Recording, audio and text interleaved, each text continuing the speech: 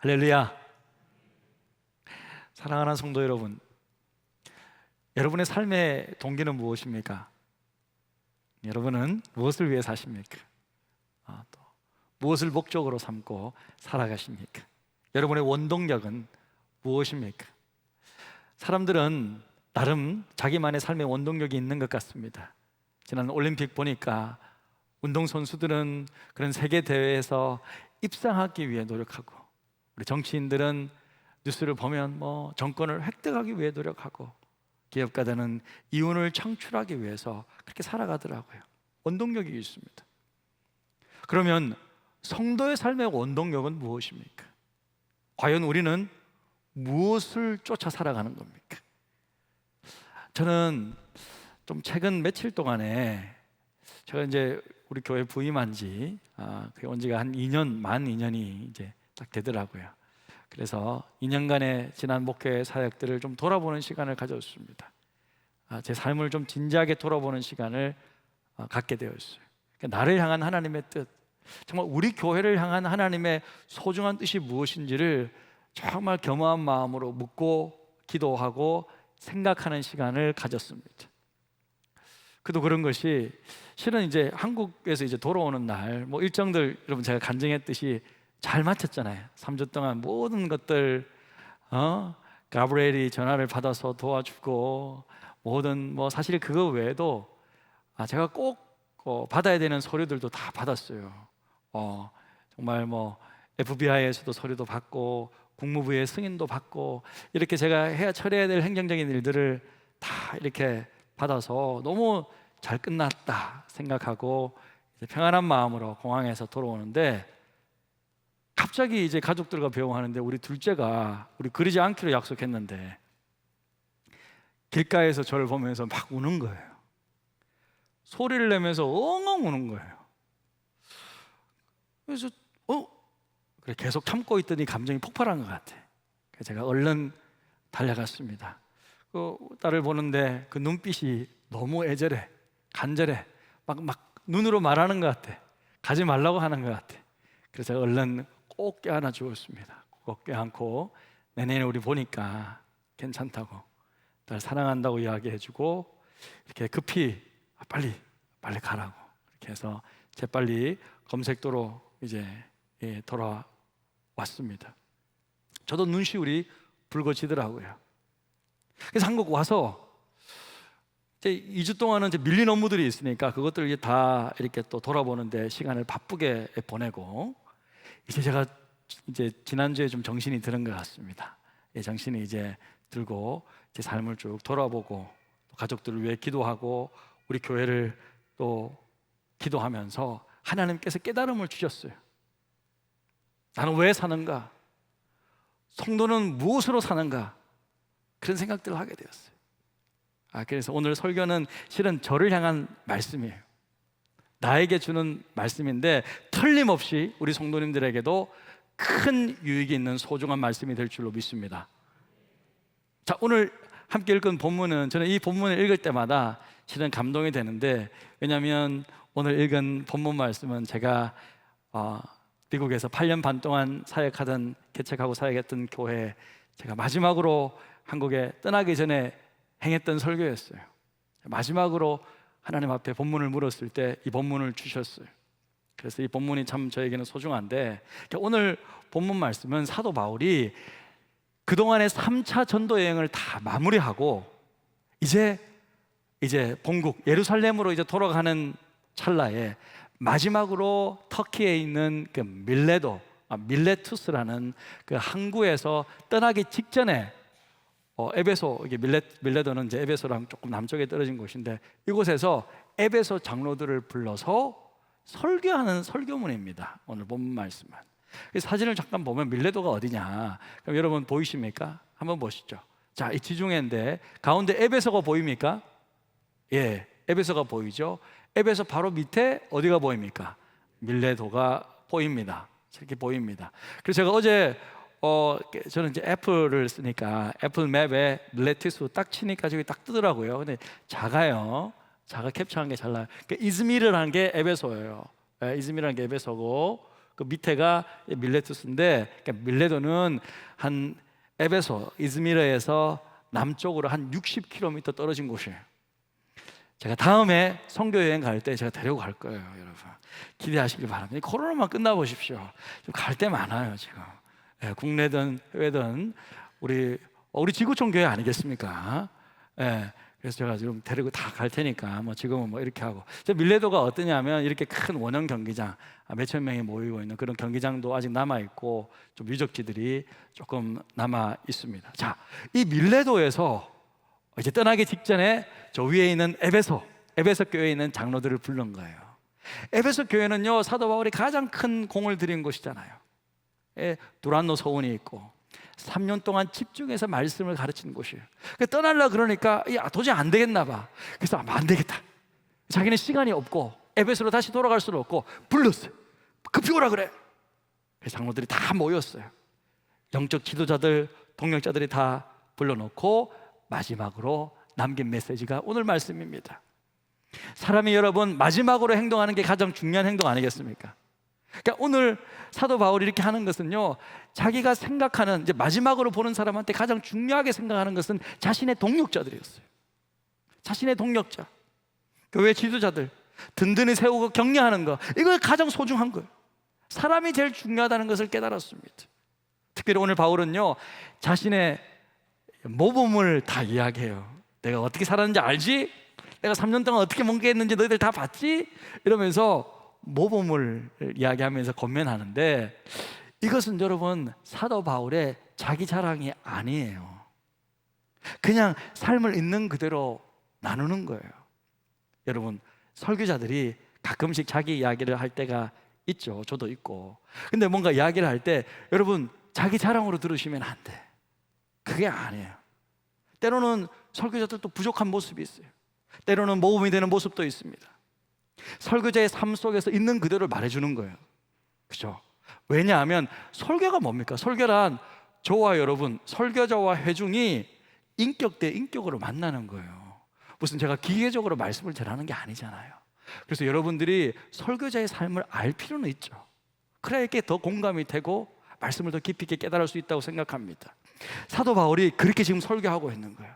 지난 3년간 자신의 목회 사역과 삶을 있는 그대로 말해주면서 자기 자랑하네, 그렇게 여기시면 안 돼. 있는 그대로 딱 이야기하면서, 그러면서 자신의 삶의 원동력이 무엇인지 소개하고 있는 거예요. 우리는 이 말씀을 보면서 성도는 과연 무엇으로 살아가야 되는지 그 삶의 원동력을 한번 배워보기를 원합니다. 자, 성도는 무엇으로 삽니까?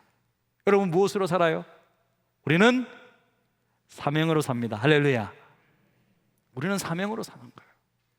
바울은요, 성령님의 인도를 따라 예루살렘으로 가기로 결정했죠. 그런데 그 예루살렘에 가면 어떤 일이 일어나는지 구체적으로 모릅니다. 하지만 한 가지 확실한 것은, 성령께서 알려주신 한 가지 확실한 게 뭐예요? 환난과 결박이 나를 기다린대. 어떻게 될지 모르는 거예요. 핍박과 고통이 찾아오는 거예요.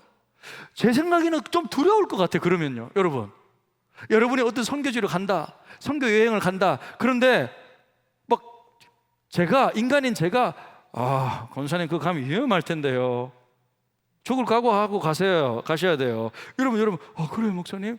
좀 무서울 거잖아요. 근데 사람이 가르쳐 준 거 아시나? 성령님이 알려줬어요. 사도 바울에게 결박과 관련이 있을 것이다 라고 알려줌에도 불구하고 한치의 주저함 없이 사명을 위해 나아갑니다.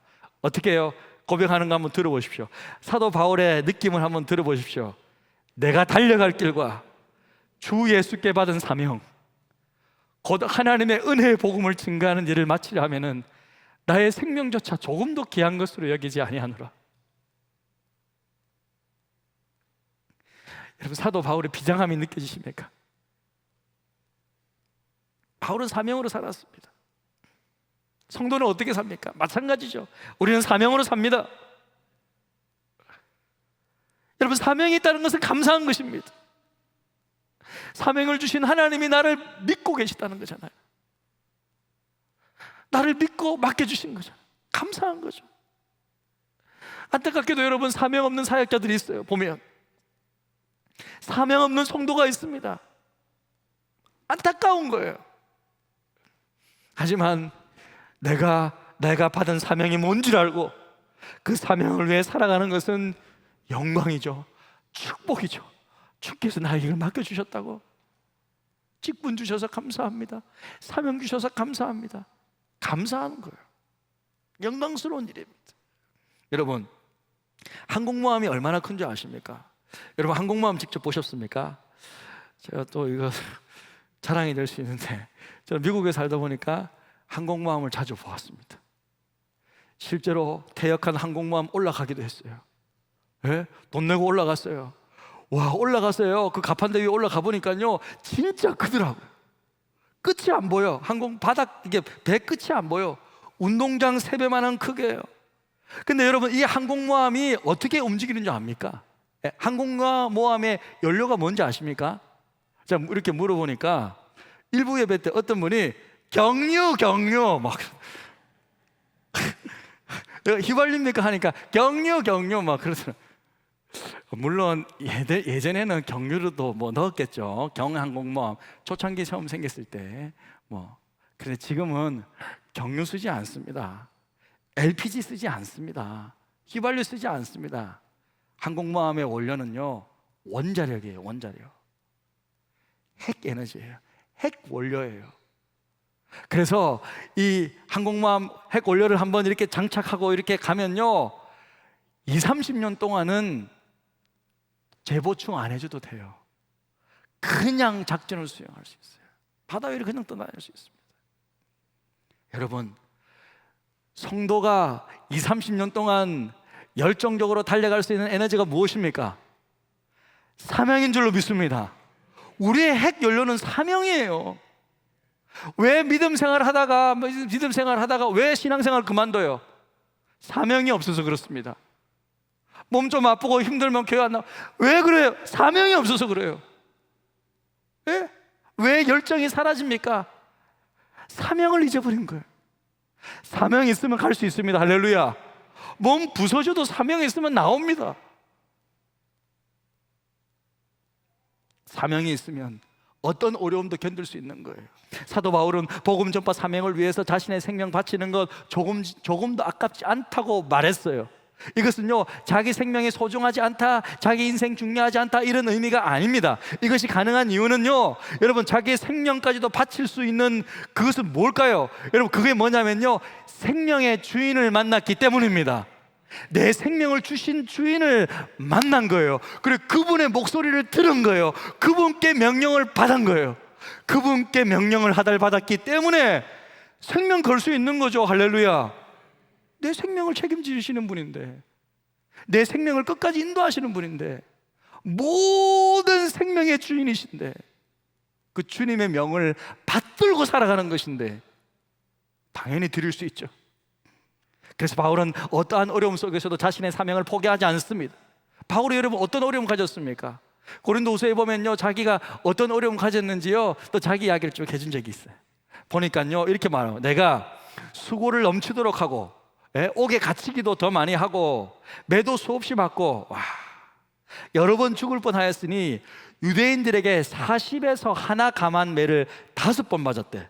여러분, 40에서 하나 감한 매가 몇 대예요? 왜 이렇게 어렵게 썼지? 40에 하나 감한 매 39대잖아요. 여러분, 유대법은요 39대까지 때릴 수 있어요. 39대보다 더 많이 못 때려. 왜? 죽을 수도 있기 때문에. 그러니까 사람이 맞을 수 있는 매를 39대까지 맞았는데 39대 맞으면요 그게 죽어요. 그래서 그냥 밖으로 내팽개치겠죠. 근데 또 복음 전하는 거야. 그 또 더 불러다가 39대 또 때리는 거야. 그렇게 몇 번을 맞았다고? 39대를 5세트를 맞은 거예요. 3번 태장으로 맞고. 태장이 뭐죠? 태장이라는 건 채찍질인데, 과거에는 채찍질 끝에 뭐가 있냐면 납이 있어요. 그러니까 채찍질 한 대 탁 맞고 감기면요 온몸이 다 뜯어나가는 거야. 이것을 3번 맞았대. 한 번은 돌로 맞고 3번 파손하고. 뭐가? 배가. 성경에 배가 파손했대요. 그래서 일주야를 깊은 바다에서 지냈으면 1일, 그러니까 하루라는 거죠. 주야, 하루 낮과 밤, 그러니까 24시간 정도 돼요. 하루 종일 깊은 바다에서 지냈다는 것은 배가 파설했으니까 막 뭐 물건들이 막 떨어져 내릴 거 아니야. 그러니까 그거 붙잡고 배에 둥둥 떠다니는 거, 하루 종일 바닷물 속에서. 그렇게 떠돌이 생활했다는 거예요. 여러 번 여행하면서 강의 위험과 강물이 막 불어나가지고 강도의 위험과 동족의 위험과 이방인의 위험과 시내의 위험과 광야의 위험과 햇빛 내리쬐면요, 여러분 사막 경험 안 해봤죠? 저는 사막을 경험해봤어요. 휴게소에 잠깐 나가도요, 너무 힘들더라고요. 광야의 위험과 바다의 위험과 거짓 형제 중에 위험을 당하고 또 수고하고 애쓰며 여러 번 자지 못하고, 제가 엊그저께요 잠을 조금 못 잤거든요. 일이 있어가지고 선교지 교회 방문한다고 지방에 하루 제대로 못 자도 피곤하고 힘들던데요. 그 다음날 생활하기 어렵던데요. 근데 여러 번 자지 못하고 주림에 목마르고 여러 번 굶고, 금식은 할 수 있지만 굶는 거 힘들잖아요. 돈 없어가지고 여러분 쌀 없어서 굶어보면 어르신들이 해봤잖아요. 저도 대학생 때 몇 번 경험했었거든요. 서럽더라고요. 막 눈물 나고 막 한 끼 굶어도. 여러분 굶고 춥고 헐벗었노라.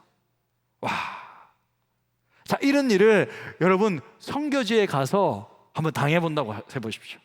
제가 인술에서 끌고 갔어요. 여러분들 끌고 갔는데 저는 잘해줍니다. 근데 한 끼를 굶겼어. 괜찮겠어요?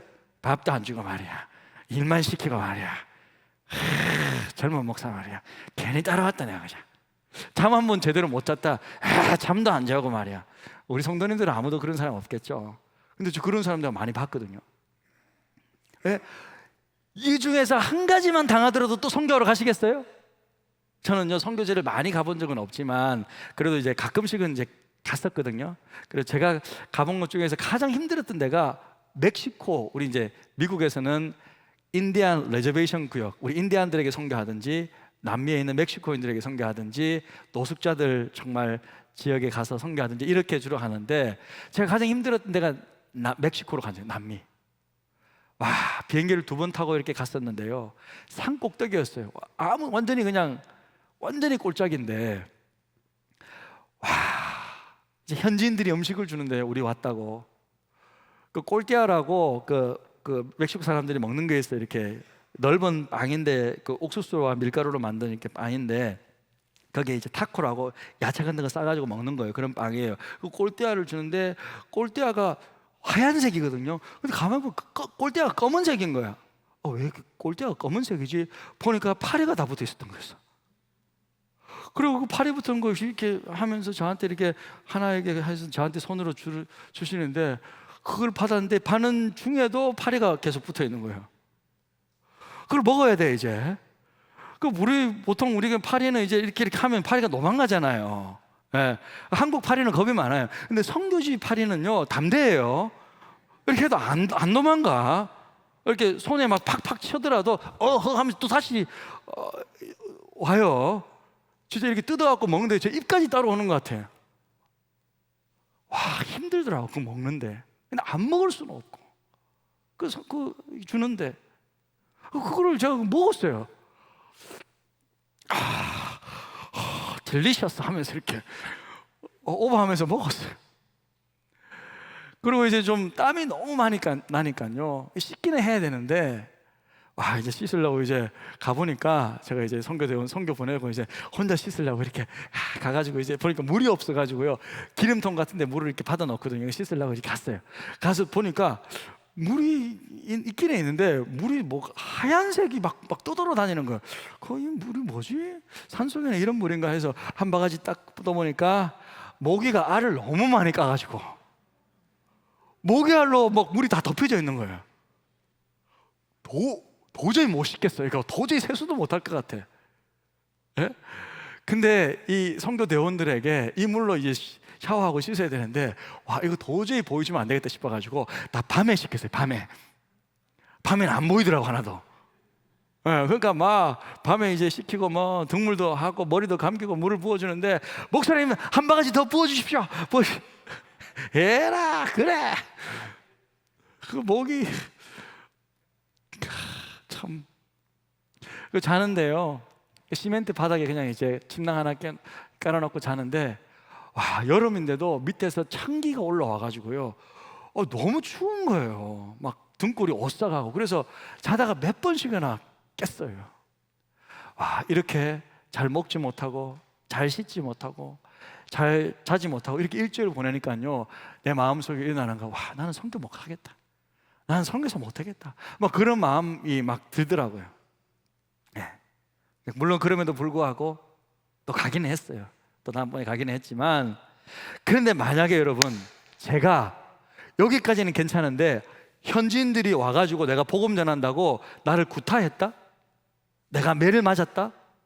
내가 감옥에 들어갔다? 내가 만약에 막 죽을 위험을 몇 번 경험했다? 그러면 내가 진짜 선교지 또 갈까? 라는 생각이 드는 거예요. 와, 물론 주님께서 가라 하면 뭐 가기야 가겠지만 좀 정말 힘들 것 같아요. 그런데 우리 선교사님들은 어떻습니까? 선교사님들은 가시잖아요.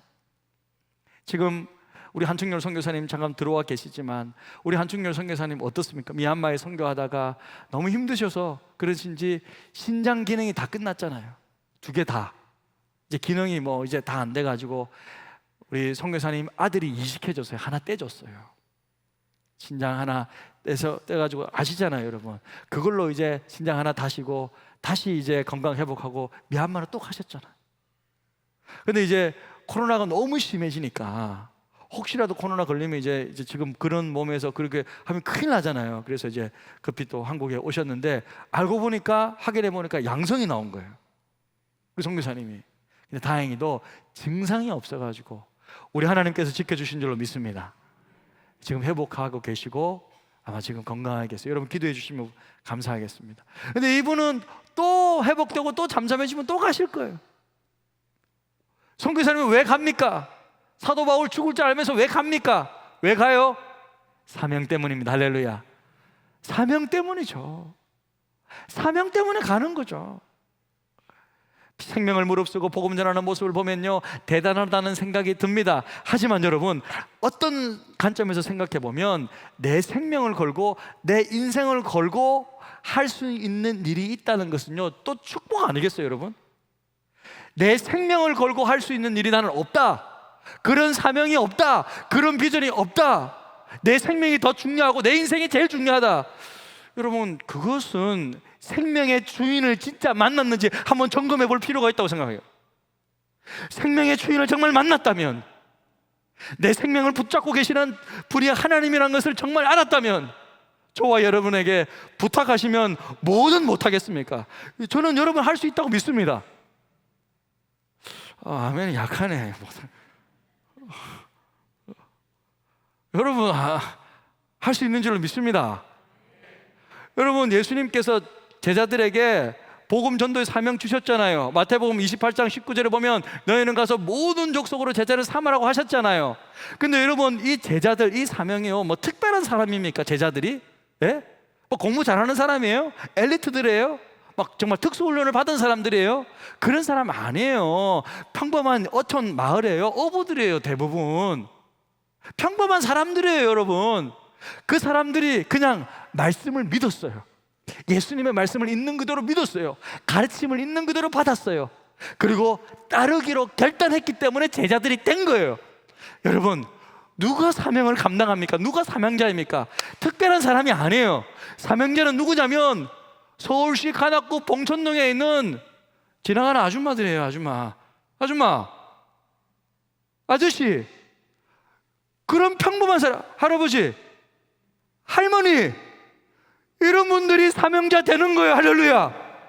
어떻게? 말씀만 믿으면, 주님 말씀하신 것이 진짜고 이것이 진리라는 것을 믿으면, 그리고 순종하면, 주님께서 우리 교회를 통해 주신 사명이 있지. 지역사회를 돌보고 복음 전하고 세계 선교하라고 말씀하셨지. 순종하고 따르면 되는 거잖아요.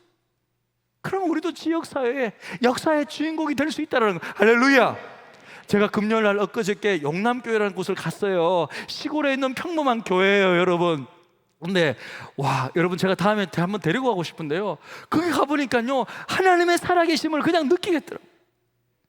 얼마나 참 그 시골에 있는 어르신들이 무식하냐면, 그래도 그 건강한 고신교회 그 교회인데 장로교 교회인데, 그러니까 한참 뭡니까, 우리 신천지들 때문에 난리가 났었잖아요. 전염병 확산한다고. 그래가지고 교단에서 각 교회마다 신천지 아웃이라는 포스터를 보내줬대요. 신천지 OUT 아웃. 근데 우리 할아버지, 그 시골에 있는 할아버지 할머니들이 신천지는 아는데 OUT 아웃을 모르는 거야. 그러니까 신천지 아웃인데 교회 포스터 붙이니까 신천지 교회인 줄 알고, 그 목사님이 나오니까 돌을 던지더래. 신천지 교회 물러가라! 뭐 그러면서. 아니, 신천지 아웃이라고 그랬는데 신천지 나가라고. 그러니까 시골은 일이 힘든 거예요, 여러분. 신천지 아웃도 뜻을 모르셔, 어르신들이. 이런 시골 교회 할머니들 몇 명 앉아 있고, 뭐 기껏 7명 앉아 있는 이곳에 이 목사님이 부임해서 간 거예요. 그런데 거기에서 기적이 지금 일어나고 있어요. 지나가는 아이들에게 너희들 교회 올래? 교회 오면 통닭 사줄게, 이렇게 그랬대요. 그러니까 아이들이, 시골 아이들이 지나가면서 통닭요? 몇 마리요? 그렇다는 거예요. 그러니까 목사님이 몇 마리까지 먹을 수 있는데, 그러니까 막 하다가 막 실강이를 벌이다가 7마리까지 사주기로 했대. 근데 너 7마리 다 못 먹으면 너희들 다 통닭값 물어내. 그러니까 동네 아이들 20명을 데려온 거야. 20명에서 통닭을 이제 막 뜯기 시작한 거야. 그러면서 목사님이 한마디를 했대요. 내일 교회 올래? 그러니까 애들이 지나가면서 딱 돌아보면서 통닭 먹었으면 교회 와야죠. 그래가지고 지금까지 몇 개월 동안 계속 오고 있대. 할렐루야. 그 시골에 할머니 할아버지들하고 같이 막 있는 교회인데 주일학교 아이들이 20몇 명이 온 거예요. 여름 성경학교도 하고요. 하나님께서 젊은 교사들을 불러주시고요. 법당 건물을 사가지고 교회가 되고요. 이장이 막 교회 나가라고 그러고, 막 지금도 불빛 조금 새 나가면 그래서 다 막고 있고, 십자가 불빛 했다고 기분 나쁘다고 막 돌 던져가지고 지금 2년 가까이 됐는데 한 번밖에 불 못 켰대, 십자가. 그런 곳에서 기적이 일어나고 있어. 근데 그 담임 목사님이 저에게 뭐라 그러는지 아십니까? 우리 사역자들한테 이렇게 말하더라고. 여러분, 감사합니다.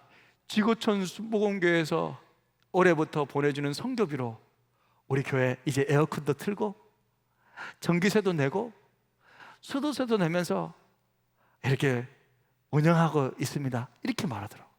할렐루야. 와, 우리는 무심코 그냥 하나님 앞에 조금 헌금 드렸는데 이 헌금이 한 교회를 운영하고 살리는 데 귀하게 쓰임받고 있는 거예요. 할렐루야. 우리는 무심코 드렸는데 성교직 교회가 일어나고 있는 거예요. 우리는 무심코 드렸는데 노숙자들을 밥 먹이고, 우리는 무심코 드렸지만 공부 포기하고 학원도 포기한 친구 학원 가게 만들었고, 여러분, 우리가 그냥 평범하게 믿음 생활하는 이것들로 말미암아 지역교회가 살아나고 노숙자들이 밥을 먹고 학생이 공부하는 의욕이 생기고, 이런 놀라운 역사가 일어나는 줄로 믿습니다. 사명자는 특별한 사람이 아닙니다. 봉천동에 있는 할아버지 할머니를 통해서 하는 거예요. 여러분들이 사명자인 줄로 믿습니다. 성도는 무엇으로 살아갑니까? 사명으로 삽니다. 할렐루야. 사명으로 사는 거예요.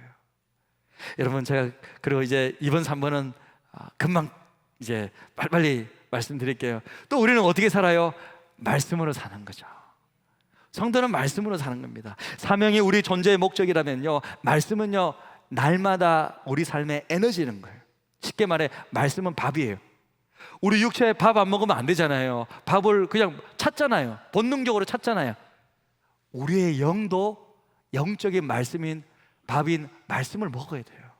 아니면 죽어요. 근데 밥은, 육신은요 본능적으로 찾지만 말씀은 본능적으로 잘 안 찾아져. 그래서 여러분, 인위적으로 찾아야 돼.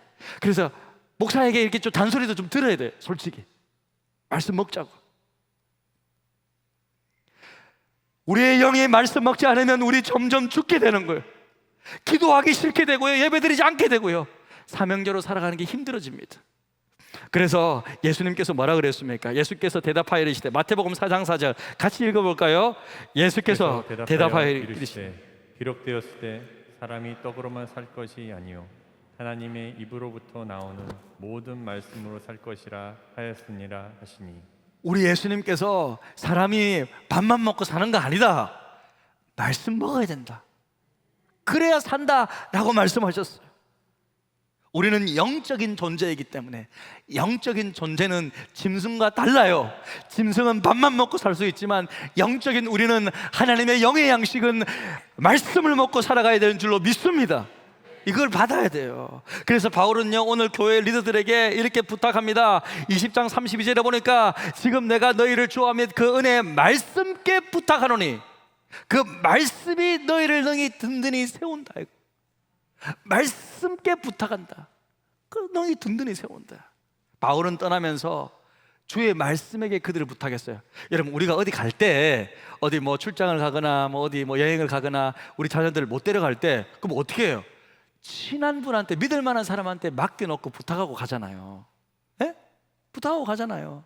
근데 오늘 사도 바울은 자기가 떠나면서 이들을 누구에게 부탁했어요? 절친한 사람이 아니라 누구에게 부탁해요? 주님의 말씀께 부탁했다고요. 에? 마치 말씀이 살아있는 사람 같아, 인격 같아. 그렇게 부탁하고 갔어요. 왜 이렇게 부탁하는 것입니까? 그 이유는요, 말씀이 진짜 살아있는 인격이기 때문입니다. 하나님의 말씀은 살았고 운동력이 있기 때문에 부탁할 수가 있는 거예요. 맡겨놓고 갈 수가 있는 거예요. 누구라도 이 말씀을 이해하고 잘 먹기만 하면요, 힘이 나고요, 두 주먹 불끈 쥐고요. 그래서 여러분, 설교 말씀을 제대로 딱 받아 누리면 힘이 생기는 거예요. 맞다! 그러면서 두 주먹 불끈 쥐고 사명을 따라 살아갈 수 있는 존재가 되는 것입니다. 예, 그리고 우리가 어떻게 살아가야 되느냐? 결론적으로 여러분, 은혜로 살아가잖아요. 우리는 은혜로 사는 거예요. 바울은 에베소 장로들에게 뭐라 그랬어요? 은혜의 말씀께 부탁한다 그랬어요. 그러니까 은혜에게 부탁한다. 바울은 자기 인생에서 하나님의 은혜를 가장 중요하게 생각했습니다. 자기 존재 자체가 하나님의 은혜 때문이라고 고백했어요. 제가 미국에서 있을 때 지금까지 이 한 구절이 제 가슴과 제 마음을 떠나지 않는 구절이 하나 있어요. 이 말씀만 생각하면 그냥 감동이 되고 눈시울이 붉어져요. 그 말씀이 고린도전서 15장 10절입니다. 그러나 나의 나된 것은 하나님의 은혜로 된 것이니 내게 주신 그의 은혜가 헛되지 아니하여 내가 모든 사도보다 더 많이 수고하였으나 내가 아니요 오직 나와 함께 하신 하나님의 은혜로다. 사도 바울은 정말 사도 될 자격이 없었죠. 하지만 나의 나된 것은 하나님의 은혜고 이 은혜가 내가 모든 사도보다도 더 수고하게 만들었다. 할렐루야. 은혜가 원동력이 돼서 더 수고하고 더 주를 위해 살게 하는 참 원동력이 되었습니다. 은혜가 뭡니까 여러분? 받을 자격이 없는 사람에게 거저주시는 하나님의 선물이잖아요. 하나님의 호의입니다. 쉽게 말해 은혜는 뭐냐? 한마디로 말하면 은혜라는 것은 세상 말로 하면 공짜. 예, 세상에서 표현하면 공짜. 이 공짜를 교회에 와서 말하면 은혜. 예, 은혜 받았습니다 라는 말은 공짜 받았습니다, 선물 받았습니다, 공짜로. 내가 한 게 없는데, 나는 받을 자격이 없는데 그냥 받았다는 거예요. 우리는 복음을 그냥 받았잖아요. 내가 무슨 받을 자격이 있어서 복음 받았습니까? 그냥 받았잖아요. 예수님께서 십자가에 못 박혀 죽으실 이유가 하나도 없는데 아무런 이유가 없음에도 불구하고 은혜로 우리는 복음을 받게 되었습니다. 믿게 되었습니다. 이것이 하나님의 은혜예요. 그래서 우리 교회 성도님들도 제가 볼 때는요, 여러분들이 제일 좋아하는 게 뭐냐? 저는 은혜인 것 같아요. 그래서 제가 이제 신방 가면요, 한번 좋아하는 찬송 한번 불러보세요 이렇게 있어요. 근데 제가 찬송가를 정해서 가잖아요. 그러면 목사님, 우리 집 신방인데 제가 좋아하는 거 부르면 안 됩니까? 이렇게 물어보시더라고요. 또. 그래서 하세요 하면 한 10분 중에서 한 6, 7분이 선택하는 18분 찬송이 있어요. 뭐겠어요? 몇 장일까요? 301장이에요. 지금까지 지내온 것 주의 크신 은혜라, 한이 없는 주의 사랑 어찌 루 말하랴. 이 찬송가가 이제 딱 나오잖아요. 그러면 이제 신방 끝이에요. 신방 끝. 눈을 지각히 감고 뭐 눈물이 그냥 글썩글썩 하시면서 이제 은혜 받게 되더라고요. 아, 이거를 불러야 되는구나. 이걸 불러야 되는구나. 정말로 그렇습니다. 우리의 우리 된 것은, 나의 나 된 것은 하나님의 은혜인 줄로 믿습니다. 여러분, 저도 마찬가지입니다. 그런데 여러분, 끝으로 이 은혜를 어떻게 더 크게 누릴 수 있을까? 어떻게 누릴 수 있을까? 우리가 알아야 될 것은요, 우리 하나님은요 은혜 베푸시기를 원하세요. 여러분에게 주시기를 기뻐하는 분이세요. 민수기 6장 25절에 보니까 여호와는 그의 얼굴을 내게 비추사 은혜 베푸시기를 어떻게? 원하신다고. 할렐루야. 하나님은요 자신의 자녀들에게 공짜로 선물 주기를 원하세요. 그러니까 여러분 마음껏 다 받아 누리고 가세요. 기도하고 마음껏 다 받고 가는 거예요. 그러니까 원하는 거예요. 원함이 있어야 되는 거예요. 자, 원함이 있을 때 그러면 어떤 자에게 하나님이 더 큰 은혜를 베푸시느냐 보니까 출애굽기 20장 6절 이제 마지막인데요. 자, 같이 읽겠습니다. 나를 사랑하고 내 계명을 지키는 자에게는 천대까지 은혜를 베풀. 하나님을 사랑하고 계명을 지키는 자, 말씀에 순종하는 자에게는 천대까지 은혜 베푸신대. 야고보서 4장 6절에 보니까 그러나 더욱 큰 은혜를 주시냐는, 더욱 큰 은혜를 주시는데 그러므로 일렀을 때 하나님이 교만한 자를 물리치시고 겸손한 자에게 은혜를 주신다 하였느니라. 할렐루야. 겸손한 자에게 큰 은혜를 주신다. 자, 하나님이 누구에게 큰 은혜를 베풀어 주십니까? 하나님을 사랑하고 겸손함으로 주님의 말씀에 순종하는 자에게 큰 은혜를 베풀어 주시는 줄로 믿습니다. 오늘 말씀 마무리합니다. 우리는 어떻게 삽니까? 어떻게 삽니까? 우리는 사명으로 삽니다. 우리는 말씀으로 삽니다. 우리는 은혜로 삽니다. 여러분, 저도 마찬가지예요.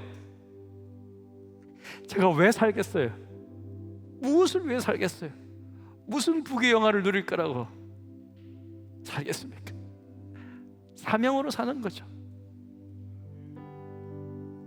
사명으로 삽니다. 진리의 말씀이 있기에 삽니다.